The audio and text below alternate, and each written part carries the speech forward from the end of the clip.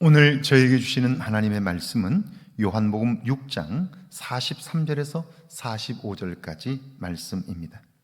예수께서 대답하여 이르시되 너희는 서로 수군거리지 말라.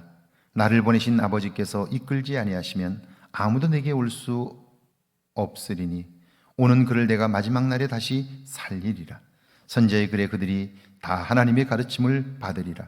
기록되었은즉 아버지께 듣고 배운 사람마다 내게로 오느니라. 아멘. 하나님의 말씀입니다. 할렐루야. 하나님께서 오늘도 우리를 선한 길로 인도하십니다. 이끄시는 하나님의 손길을 느끼며 그분과 함께 동행하는 복된 날이 되기를 주의 이름으로 축복합니다. 우리가 서로 갈등이 생겼을 때 자신의 옳은 것을 주장하는데요, 그것의 위험성을 알지 못하는 경우들이 참 많이 있습니다. 예를 들면 이런 것입니다. 여러분이 만약 구약의 애굽 시대 부잣집 앞을 지나고 있었습니다.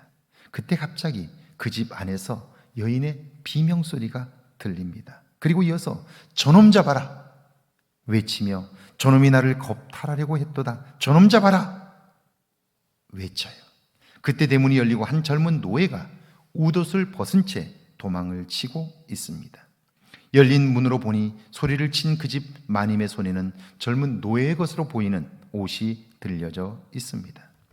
만약 여러분이 보고 들은 것을 종합한다면 젊은 노예가 주인 마님을 범하려다가 미수에 그쳤고 도망치는 장면임을 알 수 있을 거예요.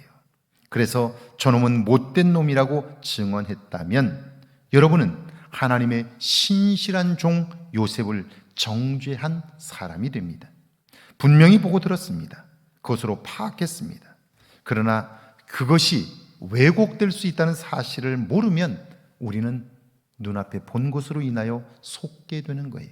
잘못된 판단, 잘못된 증언을 하게 되는 거죠.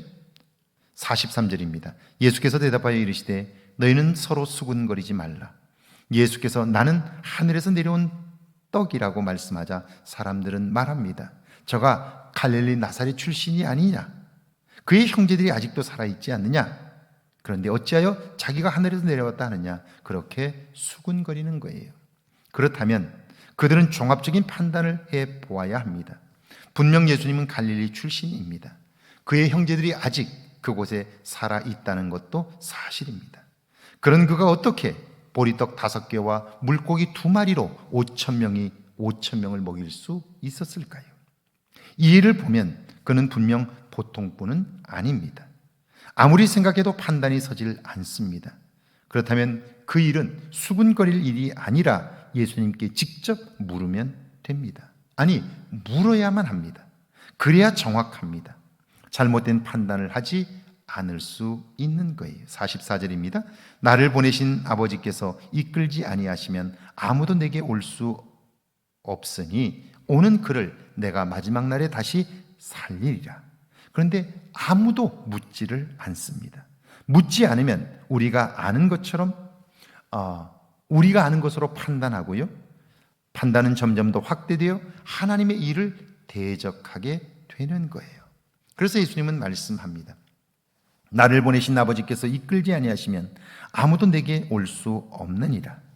하나님의 도움을 구하지 않는 사람, 하나님을 의식하지 않고 사는 사람은 항상 자신의 기준을 따라 살 수밖에 없습니다. 그런 자신의 판단은 항상 땅의 일만 생각하기에 하늘의 일에 무지합니다. 그래서 하나님의 일에 동참할 수 없는 거죠. 그러나 하나님께 자신을 맡겨 그분의 인도함을 받는 사람은요, 마지막 날에 다시 살게 됩니다. 그 일을 위하여 하나님은 예수님을 구원자로 우리에게 보내신 거예요. 45절입니다. 선지자의 글에 그들이 다 하나님의 가르침을 받으리라. 기록되었은즉 아버지께 듣고 배운 사람마다 내게로 오느니라.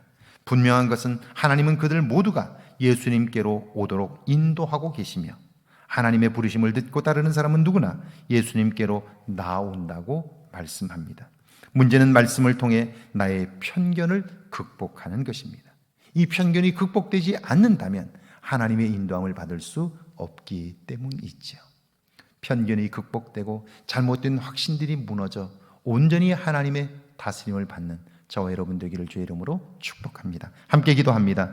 매 순간 하나님과 상의하며 살게 해달라고요. 말씀으로 나의 편견을 극복하게 해달라고요. 함께 기도합니다. 하나님 아버지, 매 순간 하나님과 상의하며 살게 하옵소서. 말씀으로 나의 편견을 극복하게 하시고, 그리하여 이제는 나의 편견과 아집과 독선이 아니라 잘못된 확신이 아니라 말씀이 기준되어 살게 하시고 오늘 하루도 그 하나님과 동행하게 하옵소서.